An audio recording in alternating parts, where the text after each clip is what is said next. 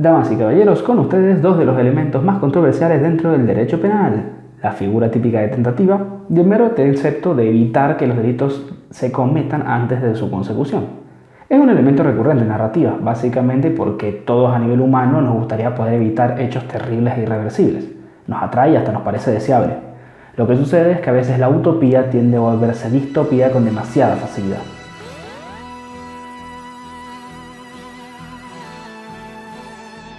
Minority Report es una película de ciencia ficción dirigida por Steven Spielberg y estrenada en el 2002. La trama se desarrolla en el año 2054, en 30 años, en Washington DC, donde existe una unidad de policía especializada en prevenir los crímenes antes de que ocurran gracias a una tecnología que permite producirlos mediante los recuerdos precognitivos de tres individuos conocidos como los precogs. El protagonista es John Anderton, interpretado por Tom Cruise, quien es el jefe de la unidad de policía especializada. Un día el sistema predice que él mismo cometerá un asesinato en las próximas 36 horas, lo que lo lleva a intentar desentrañar una conspiración en su contra y descubrir la verdad sobre el sistema de premonición. La cinta plantea los mismos problemas que vienen a la cabeza inmediatamente al mencionar su trama en voz alta. ¿Qué sucede con los detenidos? ¿Es correcto detener a una persona por un delito que nunca realizó? ¿Es la prevención de estos hechos de lesnables beneficios a cualquier costo? ¿Qué pasa con los informes minoritarios, la posibilidad de que esto falle, los llamados falsos positivos, La elección de palabras es completamente intencional, porque fuera de cualquier ámbito de ficción, la posibilidad real de que esto se dé no solo es posible, es algo que ocurre. Es algo que ocurre incluso en la cinta. A medida que avanza la trama, Anderson descubre una conspiración que la tecnología de premonición no es perfecta, que existe la posibilidad de incurrir en errores dentro de las mismas, y también historias reales de los precogs, poniendo en tela de juicio la moralidad y ética detrás del uso de la tecnología y el concepto de prevenir los crímenes antes de que ocurran. La película plantea las cuestiones éticas y filosóficas desde la naturaleza de la libertad y el determinismo, y está llena de giros argumentales y reflexiones sobre temas como libre albedrío, privacidad, justicia, manipulación de la tecnología, así que debo recomendar la visión. Pero volvamos al mundo real un segundo.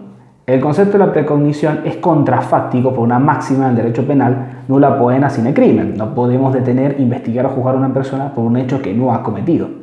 Sin embargo, decir que nosotros no tenemos un castigo para las personas que son detenidas antes de intentar una comisión de un hecho sería mentir. Les presento el concepto de la tentativa. Tentativa es el comienzo de la ejecución de un delito determinado, con dolo de consumación y un medio idóneo que no llega a consumarse por causas ajenas a la voluntad de la gente. La acción de tentativa es típicamente antijurídica y culpable. Nuestro Código Penal lo establece en los siguientes términos. El que con el fin de cometer un delito determinado comienza su ejecución, pero no la consuma por circunstancias ajenas a su voluntad, sufrirá las penas determinadas en el artículo 44. Una remisión, pero podemos obviar la pena por un momento y concentrarnos en el concepto de la tentativa. Una sanción a aquellas personas que tuvieron intenciones, discernimiento y voluntad de cometer un ilícito y que por cuestiones ajenas a sus personas no pudieron cometerlo. Una pena para aquellos que son detenidos antes. La tentativa tiene una serie de requisitos para ser punible. El comienzo de la sanción para empezar a ejecutar la acción típica. Plantea la diferencia entre actos preparatorios y actos de ejecución. Es por ello que no todas las figuras penales admiten la tentativa. Los delitos llamados de peligro, aquellos en los que el acto sancionado es indiferente del resultado, no la admiten. El tipo objetivo no debe cumplirse totalmente, si no sería un delito.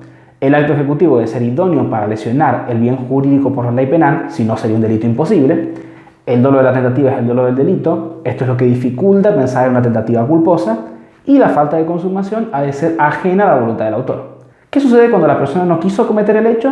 Una de las preguntas que plantea la película en cuestión. El autor de tentativa no estará sujeto a pena cuando desistiere voluntariamente del delito. Debe decirse de la consumación, puesto que el autor debe haber comenzado los actos de ejecución típicos y el desistimiento debe ser una obra voluntaria por parte del autor. Debe ser definitivo y es indiferente de las causas que lo motivan, si bien no deben de ser las causales que lo impidiesen.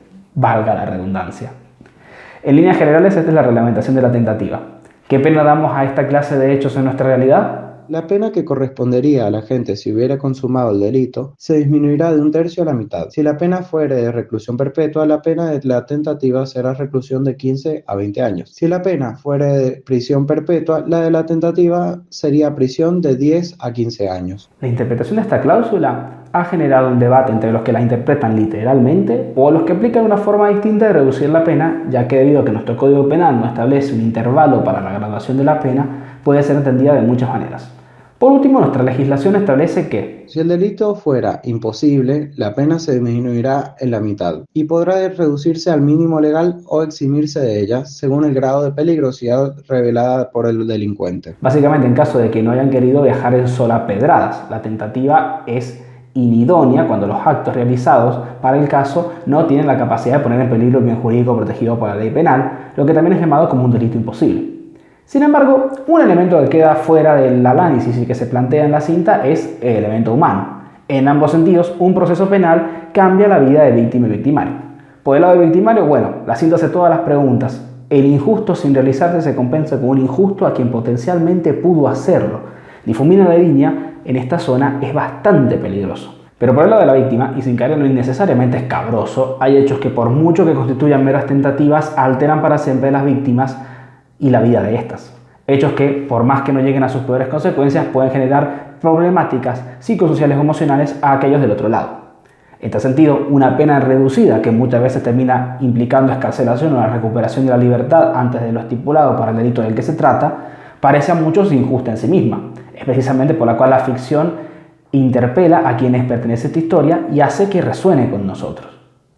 Lamentablemente no hay respuestas, o al menos yo no las tengo. No existe una respuesta que deje satisfecho absolutamente a todos, como al final de esta cinta, que no spoilearé, está diseñado para no dejarte satisfecho.